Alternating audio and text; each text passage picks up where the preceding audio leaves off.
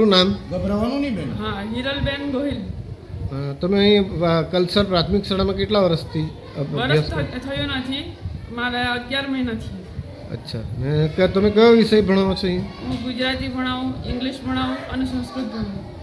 English તમે કયા વિષયના કયા ધોરણના બાળકોને ભણાવો છો? 6, 7, 8.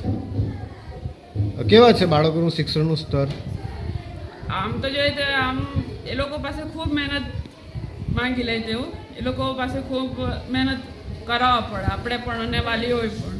બેઝિક તમે એ લોકોને શું શીખવો છો?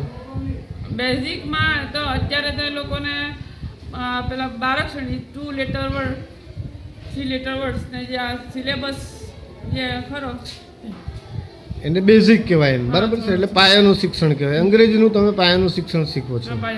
તો મેડમ બેઝિકની સ્પેલિંગ બોલશો? BASIC. જિયોગ્રાફીની સ્પેલિંગ? જિયોગ્રાફી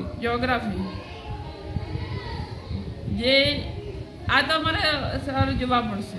નહીં, એટલે તમે ઇંગ્લિશના ટીચર છો, હા, પણ ત્યાં સબ્જેક્ટ છે જિયોગ્રાફી, તો જિયોગ્રાફીની સ્પેલિંગ બોલશો બેન? અમારે તો અત્યારે સંસ્કૃત મેઇન સબ્જેક્ટ બાય મારો સંસ્કૃત છે.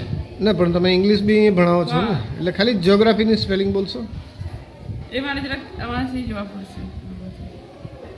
તમારો અભ્યાસ ક્યાં સુધી છે? મારો ગ્રેજ્યુએટ છે, એટલે સંસ્કૃત વિષય સાથે છે. ડિસિપ્લિનની સ્પેલિંગ ખ્યાલ છે? ડિસિપ્લિન હા, એટલે શિસ્ત. શાળામાં તમે શિસ્ત રખાવો છો વિદ્યાર્થીઓ પાસે, તો ડિસિપ્લિનની સ્પેલિંગ બોલશો? DICPLIC.